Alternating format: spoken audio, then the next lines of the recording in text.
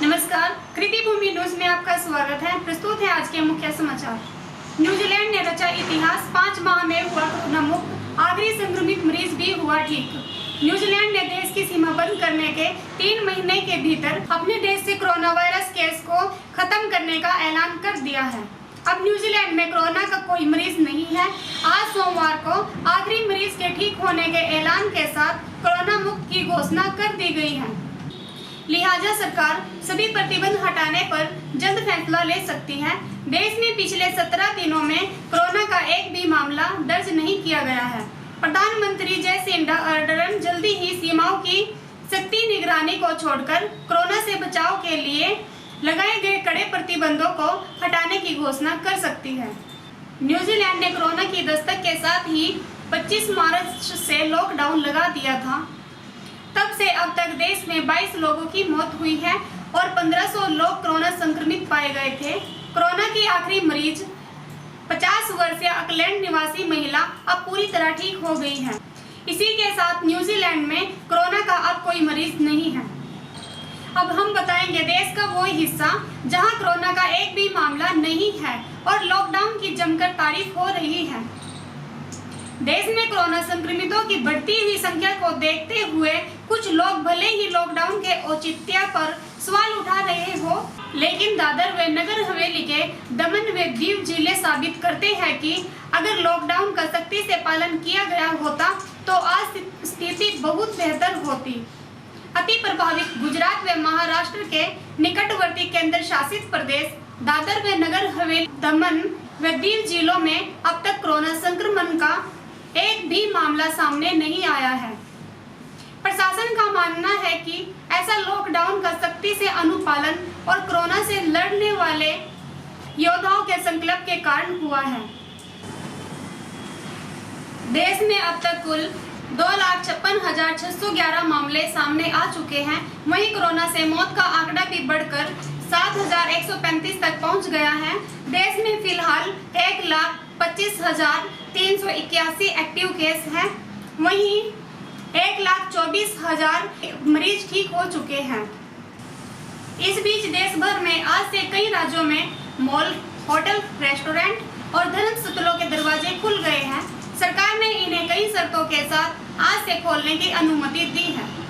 बता दें कि देश में कोरोना वायरस के तेजी से बढ़ने की वजह से हिंदुस्तान स्पेन को पीछे छोड़कर कोरोना वायरस की महामारी वाला दुनिया का 5वां देश बन गया है।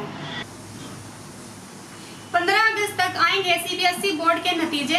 इस महीने से स्कूल खुलने पर विचार करेगी सरकार। सीबीएसई बोर्ड के नतीजे 15 अगस्त तक घोषित कर दिए जा सकते हैं। 10वीं और 12वीं दोनों ही कक्षा के नतीजे महज कुछ ही दिनों के अंतराल पर घोषित किए जाएंगे। केंद्रीय मानव संसाधन विकास मंत्री रमेश पोखरियाल निशंक ने एक चर्चा के दौरान कहा, हम आशा करते हैं कि 10वीं और 12वीं दोनों ही कक्षा के नतीजे 15 अगस्त तक घोषित कर दिए जाएंगे। इनमें पूर्व में हुई परीक्षाएं एवं जुलाई में होने वाली परीक्षाओं का परिणाम शामिल है। स्कूलों को फिर से खोले जाने के विषय पर केंद्रीय मंत्री निशंक ने कहा, अगस्त के बाद स्कूलों को खोलने की प्रक्रिया बनेगी। इस बारे अंतिम निर्णय मौजूदा हालातों का आकलन करने के उपरांत ही लिया जाएगा। दिल्ली के शिक्षा मंत्री मनीष सिसोदिया ने कहा है कि सबसे पहले हमें हर बच्चे को भरोसा दिलाना होगा कि वह हमारे लिए महत्वपूर्ण है। अपने स्कूल के परिवेश पर सबका समान अधिकार है। केवल ऑनलाइन क्लास से शिक्षा आगे नहीं बढ़ सकती। केवल बड़े बच्चों को स्कूल बुलाने और छोटे बच्चों को अभी घरों में ही रहने से भी शिक्षा को आगे बढ़ाना असंभव होगा। इस दौरान स्कूलों में बरती जाने वाली सुरक्षा के उपाय किए जाएंगे। आज से खुल रहे हैं मंदिर, ना तिलक होगा ना कीर्तन, प्रसाद भी नहीं बटेगा। कोरोना संक्रमण की बढ़ती स्पीड के बीच आज से देश भर में अनलॉक 1 का दूसरा चरण शुरू हो रहा है। इसके तहत मंदिर, मस्जिद से लेकर शॉपिंग मॉल तक खोले जा रहे हैं। हालांकि कोरोना वायरस को मद्देनजर रखते हुए आवश्यक गाइडलाइंस के साथ ये तमाम छूट दी गई है। मंदिरों में प्रसाद बांटने तक की मनाही है। केंद्र सरकार ने 8 जून यानी आज सभी धार्मिक स्थल और शॉपिंग मॉल जैसी तमाम अहम स्थानों को खोलने की अनुमति दी थी। इन पर अंतिम फैसला राज्य सरकारों को लेना था। ऐसे में कुछ राज्यों और जिलों में स्थानीय सरकार और प्रशासन ने धार्मिक स्थल न खोलने का भी निर्णय किया है। लेकिन जहां भी धार्मिक स्थल खोले जा रहे हैं वहां खास एहतियात बरते जाएंगे। जहां श्रद्धालुओं को मंदिर में एंट्री दी जाएगी वहां न ही प्रसाद बांटा जाएगा और न ही तिलक लगाया जाएगा। इसके अलावा मंदिर के घंटिया और आसपास परिसर में रेलिंग छूने की भी परमिशन नहीं है। जल छिड़काव की भी अनुमति नहीं है। ऐसे में जो भी लोग मंदिर जाए उन्हें इन बातों का खास ध्यान रखना होगा। राजस्थान में धार्मिक स्थल आज से नहीं खुलेंगे। इसके लिए सरकार ने स्थानीय स्तर पर कमेटी बनाई है। उनकी रिपोर्ट के बाद ही धार्मिक स्थल खोले जाएंगे। कमेटी धार्मिक स्थलों की स्थिति, social distancing, sanitisation, health protocol को लेकर अपनी रिपोर्ट देगी। हालांकि होटल, मॉल और रेस्टोरेंट खुल रहे हैं। टाइगर सफारी के लिए रणथंभौर और सरिस्का जैसे टाइगर रिजर्व भी खुल रहे हैं। वहीं दिल्ली में भी आज से धार्मिक स्थल और मॉल, रेस्टोरेंट खुल रहे हैं, जबकि यूपी में योगी सरकार ने धार्मिक स्थलों को लेकर खास गाइडलाइंस जारी की है। चीन की धमकी से डरा जापान हांगकांग के मुद्दे पर नहीं देगा अमेरिका का साथ।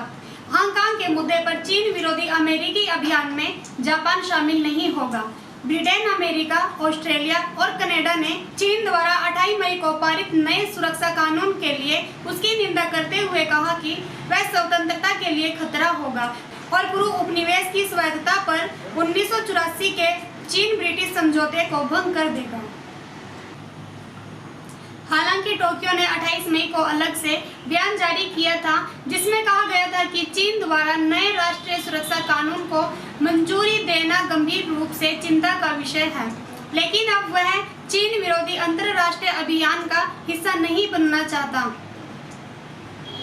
दरअसल जापान, अमेरिका और चीन के बीच तनाव को लेकर बड़ी अजीब सी स्थिति है। चीन के राष्ट्रपति शी जिनपिंग जापान की यात्रा पर आ सकते हैं, इसलिए वह कोई ऐसा कदम नहीं उठाना चाहता जिससे उसके संबंध चीन के साथ प्रभावित हो। जिनपिंग को अप्रैल की शुरुआत में जापान आना था, मगर कोरोना संकट को देखते हुए उसे स्थगित कर दिया गया। बने रहिए कृति भूमि न्यूज के साथ। आपकी नजर हम पर, हमारी नजर सब पर। धन्यवाद।